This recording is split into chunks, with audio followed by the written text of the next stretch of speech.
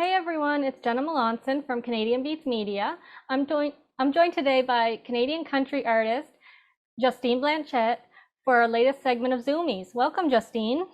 Hey Jenna, how you doing? Great, and you? Good, good. So first off, care to introduce yourself a bit more in depth for our listeners? Absolutely. I was raised in a musical home. I am the second of four kids, and we all learned instruments growing up. I mainly did piano. I did some guitar and all of that, of course, and I ended up starting singing at 12. And originally I did classical crossover opera style, Okay. which is very, very different from country, not technique wise, but sound wise. And after, gosh, after like 3 years, it didn't feel like me. I didn't like it as much as I could, I guess. And so at the time, my singing teacher asked me what genre was my favorite, and I told her that country music was really my thing and I really, really liked that. And so she was like, all right, let's do that. And so I ended up starting writing my own songs and recording and doing a bunch of that when I was 15. And the country music thing really came from traveling to the United States frequently as a child and as a family. So Okay. Awesome. You released your debut EP, Don't Ask Me to Dance, on June 23rd. Um, tell us a bit about the writing process behind the release. yeah, so I actually did write any of the songs on there, but I was able to pick the songs that were on that EP, and there's so many great songwriters on there, including Madeline Merlot, Mackenzie Porter, Emily, some great people. Mhm. And it was two different rounds of finding those songs because it was three songs the first time, and all of those three songs are on the EP. And the second round was three other songs, except we had two of those be on the EP. And it was really interesting to be so both playlists were pitched at different times, like two separate years. And I wasn't really looking for a specific theme. I didn't have any idea of what the order would be of the songs or anything like that. Um, but it just kind of came together, and then I was like, they work together Mhm. very well. And I made sure that once the second round of songs came through, I didn't pick any songs that sounded like the first three.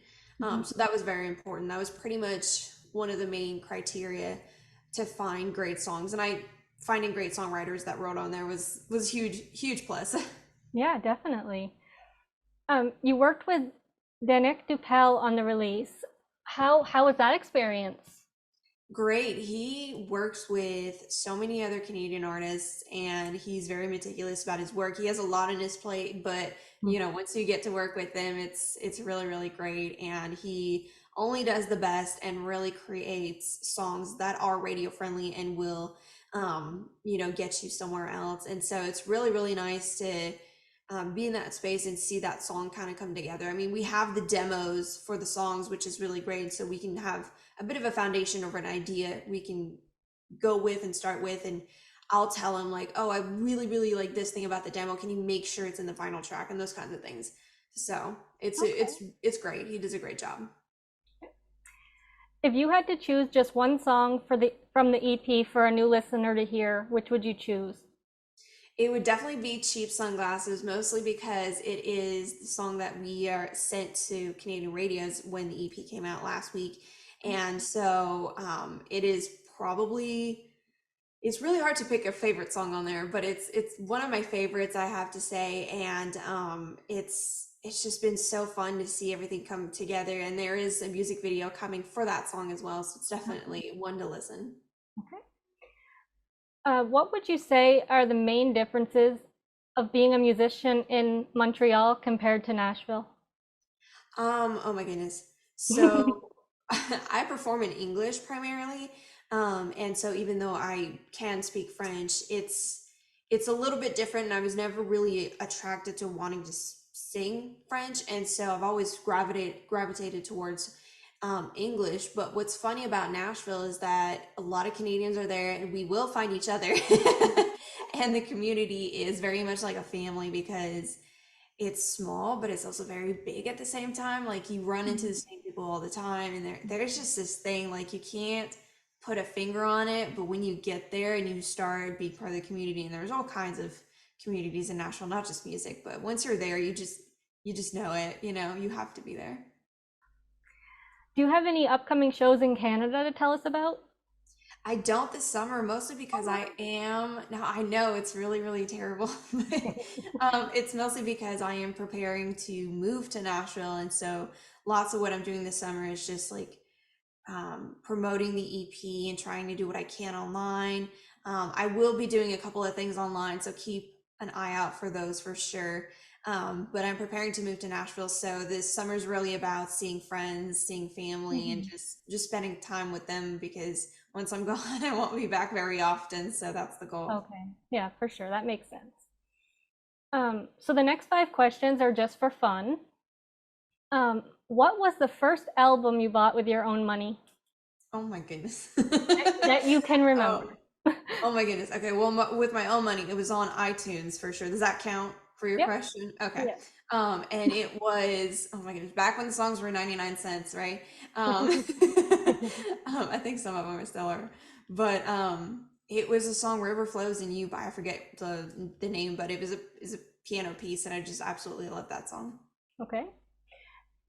If you had to show someone around Nashville, what's one place you'd definitely take them? Oh my goodness. Okay. It really depends who it is because if it's somebody who loves, you know, loud music and everything, then it would be Broadway, but I'm not very I'm very low key, so I prefer to be quiet, but if there's oh man. Okay. So it's considered Nashville, but it's not very much downtown part of Nashville, but it would definitely be Leaper's Fork. It is such a cute town, just about 30-40 minutes south of Nashville. So cute, beautiful Okay, views, amazing drive. awesome. If um, Who was the first Canadian artist to catch your attention growing up? It was definitely Shania Twain. I know it's a very Yeah. expected answer, but it's definitely her. I mean, there's plenty other country artists that caught my attention, mostly because my mom played them around the house. But Mhm. yeah, Shania Twain is definitely the top there. Just playing it in the house all the time. Okay. If you could work with any fellow Canadian artist, who would you choose? Ooh, that's a great question. Um, is it like one of those like really, really big artists or somebody that I could work in the next couple of years together? I mean, it's up to you. Some people go dream list and some Okay, people like dream. go, Okay, okay. Oh my goodness. I mean, someone that I could really like realistically see myself working with in the future, in the near future, hopefully. I don't know, but it would be somebody like Madeline Merlot. She's in Nashville now, but you know, mhm, Canadian, so she's for sure. great. Yeah, that would be great. And last but not least, if you were to make a road trip playlist for the summer months, what's one song you would definitely need to be on it? Okay, well, this is extremely biased, but but cheap sunglasses would be in there because it is one of those like oh For gosh sure. road tripping songs. Like I kid you not. Like as soon as you see the music video for that, you're gonna say, "Yeah, I agree Yeah, with you." So yeah. hold off on agreeing with me until you see that. I mean, I heard the song and I do agree. I Yeah, didn't see the it's video, but yeah. yeah. Well, the video may or may not be about road tripping. So Ah, okay. So that's it for Zoomies. Thanks for joining me and congratulations on the EP. thank you so much for having me.